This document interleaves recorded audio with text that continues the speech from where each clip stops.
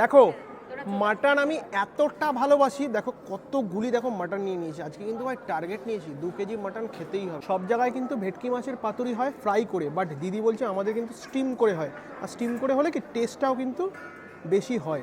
Mutton রে I love you, একেবারে লাল লাল ঝাল ঝাল মাটন, খাওয়া যাক। অনেকে দেখো বলছে যে আমার মাটনটা লাল লাল কিন্তু ঝাল ঝাল না, এটা আবার কি ভাই? আমি তো মনে করি লাল এবং ঝাল হবে তবেই যখন শুকনো লঙ্কার গুঁড়ো পড়বে মাটনের ওপর, কাশ্মীরি লঙ্কার গুঁড়ো পড়বে, না হলে লাল আর ঝালটা হবে কি করে? আর যারা বলে যে এরকম লাল লাল ঝাল ঝাল না, আমাদের মাটনটা শুধু লাল লাল, আমি তো মনে করি ভাই 100% তারা ফুড কালার দেয়।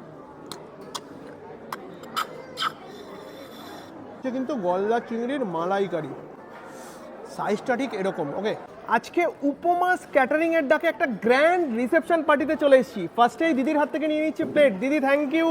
ওয়েলকাম। বাহ,